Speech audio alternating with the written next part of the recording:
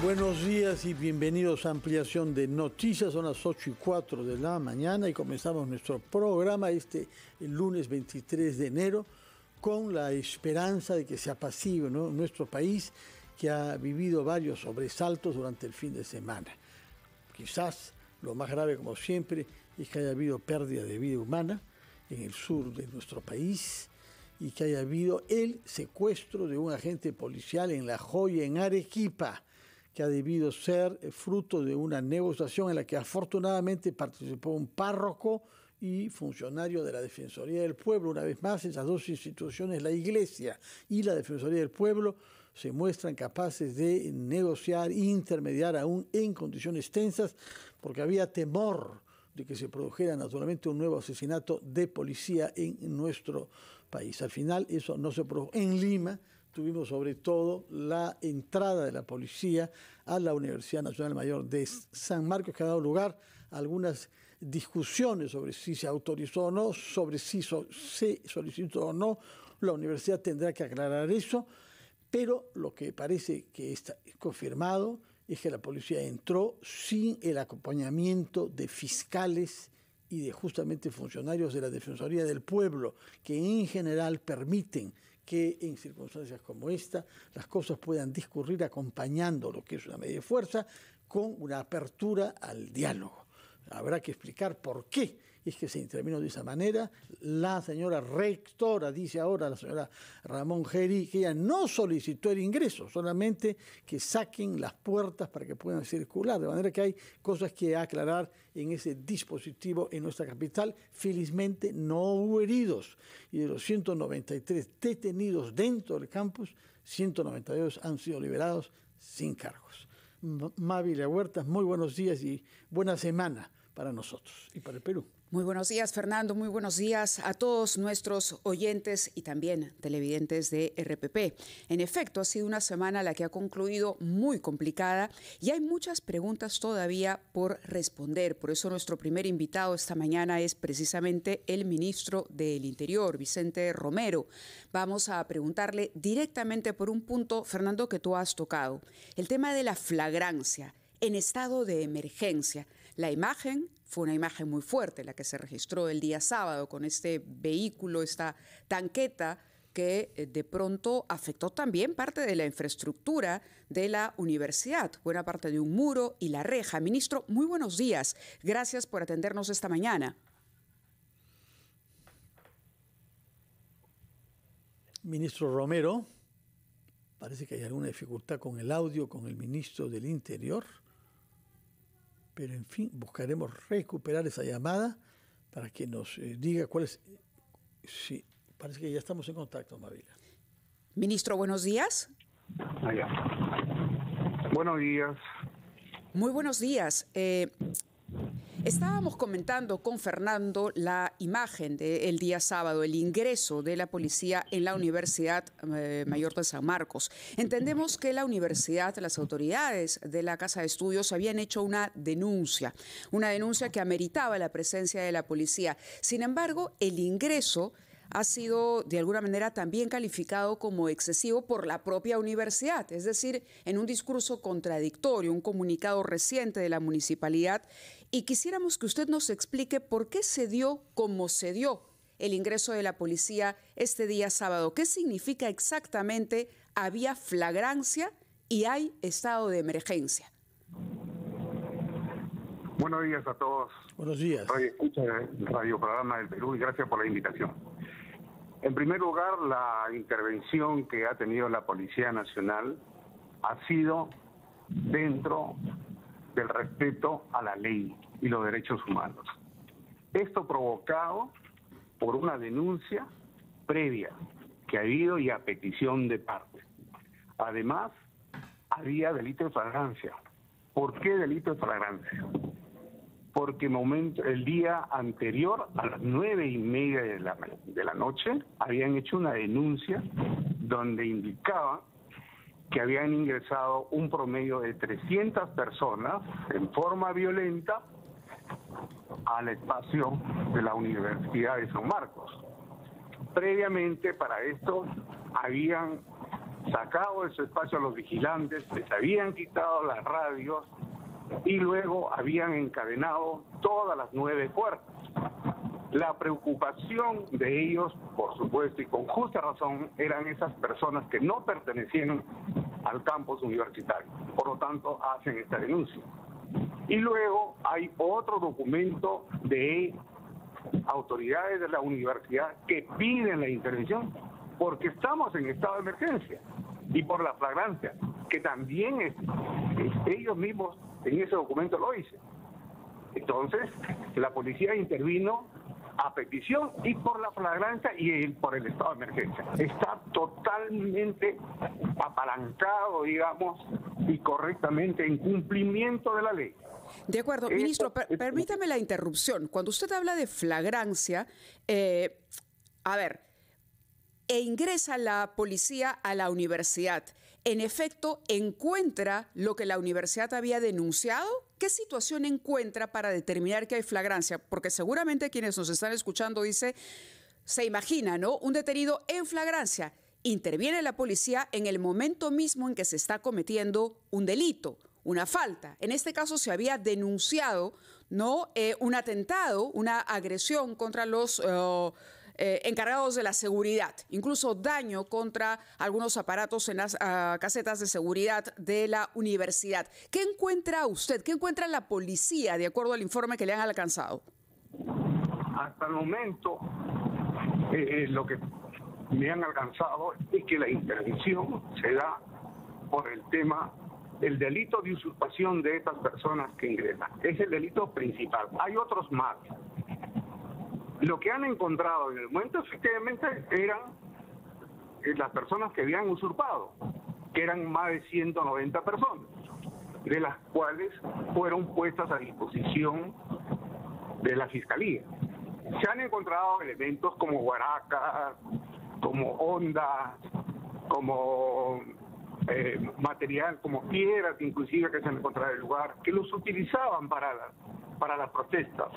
Entonces hay una clara evidencia de que habían personas que se proveían de estos elementos para las protestas sociales y para poder causar los daños que todo el mundo vemos por la televisión. Entonces es una evidencia que claramente todo el mundo lo puede diferenciar. La intervención está bien dada. Efectivamente, muchos han cuestionado, pero no tenemos ningún problema. Hemos intervenido, nuestra policía ha intervenido de acuerdo a ley. De acuerdo. Ahora, bajo esa lógica, si había flagrancia, ¿por qué de los 193 detenidos se termina liberando a la mayoría, a la gran mayoría? Porque ¿cuántas personas todavía están detenidas por la flagrancia de ese delito?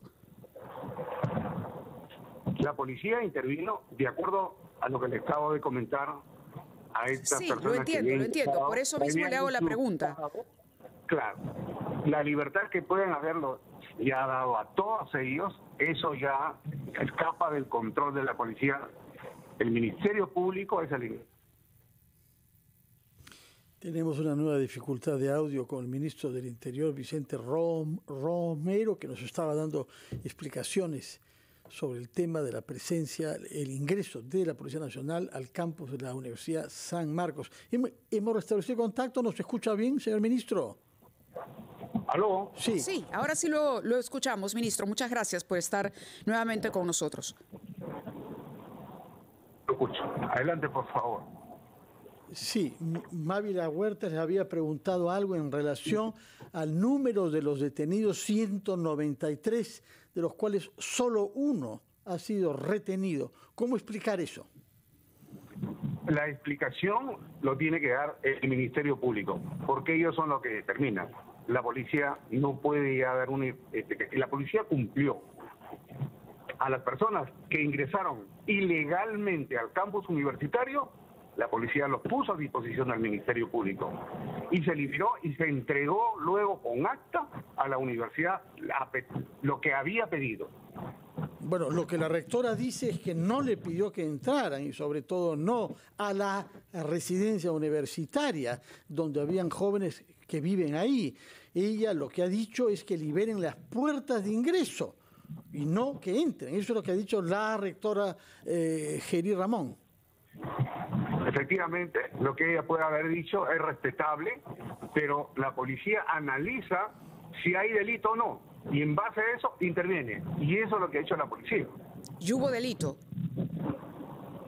Si hubo delito de usurpación, son las personas que fueron puestas a disposición del Ministerio Público que no tenían que ver. El campus universitario, la única persona que autoriza el ingreso a la universidad es la rectora, y esas personas no estaban autorizadas. Bueno, hemos comprendido su punto de vista. Quisiera que nos hable sobre otro de los lugares en que este fin de semana han habido graves dificultades, que es La Joya en Arequipa. Según veo en la prensa arequipeña, en los últimos años se ha desarrollado una actividad creciente de tráfico de terrenos en ese distrito de Arequipa. ¿Qué información tiene sobre los actores eventuales del secuestro de un policía que amenazaron, se nos dice, con quemarlo y que tuvieron que negociar con intermediarios de la iglesia, un párroco local y de la Defensoría del Pueblo? Bueno, el tema de las invasiones de terreno es a nivel nacional. Hay puntos focalizados donde hay mucho más, se cometen este tipo de delitos. Pero efectivamente el día de ayer, lo que todo el mundo conocemos, gracias a Dios, este policía fue liberado gracias a las negociaciones y la intermediación de un párroco del lugar y de la Defensoría del Pueblo. Y ya en estos momentos lo tenemos en manos de nuestra propia policía, de tal manera que eso nos reconforta tremendamente a todos nosotros. Han habido ataques no solamente a esta comisaría del Triunfo en La Joya, en Arequipa, sino también paralelamente en Yunguyo. Ya tenemos varias comisarías atacadas, incendiadas, y también que hemos tenido que replegar. Sí, sin duda una situación inaudita, que rechazamos la toma de comisarías y más aún el secuestro de agentes de la policía que están ahí para ofrecer seguridad. Ministro, ¿qué de cierto tiene la versión de que se tuvo que liberar a personas detenidas a cambio de que también se recuperara a este agente? La información que me han alcanzado a través de la policía es que la negociación y la intermediación del párroco y el ministerio y de la Defensoría del Pueblo ha sido vital, de la cual agradecemos. Esa es la información que tengo. Muy bien. ¿Qué cosa saben los servicios de inteligencia de su ministerio respecto a lo que se planea para esta semana? ¿Está previsto, tienen conocimiento ustedes de si habrán más marchas en la capital? ¿Cuál es la situación de los bloqueos de carreteras en otras regiones de nuestro país? Se nos dice que particularmente Madre de Dios se haya desconectada del resto de nuestro país con grave perjuicio para su población, que no tiene acceso a alimentos, medicamentos ni combustibles. Gracias por la pregunta. Efectivamente, las protestas sociales van a continuar y acá tenemos que diferenciar dos cosas importantes. Tenemos que segmentar, yo diría, los colectivos. Hay un grupo de violentistas que mantienen su estrategia para poder continuar con estos demandas. Y hay otro grupo que tienen las demandas legítimas, ¿no? Muchas personas que efectivamente no fueron atendidas durante muchos gobiernos, a quienes nosotros protegemos. Y también, por supuesto, nosotros protegemos a todas las personas, a todos los protegemos. Entonces, segmentando estos colectivos, nosotros tenemos que continuar en esta defensa de la vida y la integridad de todas las personas. Van a haber todavía más situaciones de violencia, van a haber más bloqueos, pero desde acá invoco a todas esas personas que están involucradas en estas protestas sociales. Queremos decirles que garantizamos desde el sector interior este derecho natural de protesta, pero que lo hagan en forma pacífica, que no invadan el derecho de los demás, que necesitan trabajar, que necesitan transitar. Eso es importante. Queremos crecer, queremos ser diferentes. Invoco a todos los peruanos, a todas las autoridades, trabajemos por el Perú. Ministro, simplemente para terminar, El estado de emergencia, ¿qué prerrogativas o, mejor dicho, en qué condiciones coloca a la policía? Mucha gente dice, estamos en estado de emergencia, no debería haber movilizaciones, no debería siquiera haber reuniones. Simplemente acote usted eso o si nos puede recordar exactamente qué supone un estado de emergencia como el que tenemos en este momento y por qué es necesario tenerlo. Claro que sí. En un estado de emergencia suspende 4 derechos: la inviolabilidad de domicilio, el de tránsito, el derecho a reunión y seguridad personal. Efectivamente, en algunos lugares como el sur hay movilización desde las 9 de la noche hasta las 4 de la mañana, entendiendo que las actividades económicas de la gente que quiere trabajar, que es la gran mayoría, no podemos dejar de impedir su libre derecho. Entonces, bajo ese concepto, cada jefe de región o de comando operativo de esos lugares tienen que apreciar para poder manejar, digamos, la situación del estado de emergencia. Muchas gracias, ministro, por sus declaraciones y por el tiempo. Y tomamos nota del temor que puede existir a que se reanuden manifestaciones en Lima y otros lugares del Perú. Y ojalá contemos siempre con el profesionalismo de la Policía Nacional, tal como lo ha dicho usted, que se esfuerza por actuar siempre en el marco de lo que la ley autoriza. Muchas gracias, señor Vicente Romero, ministro del Interior. Muy buenos días. Hacemos una pausa y regresamos en Ampliación de Noticias. Vamos con nuestros anunciantes y volvemos aquí en RPP, la voz de todo el Perú.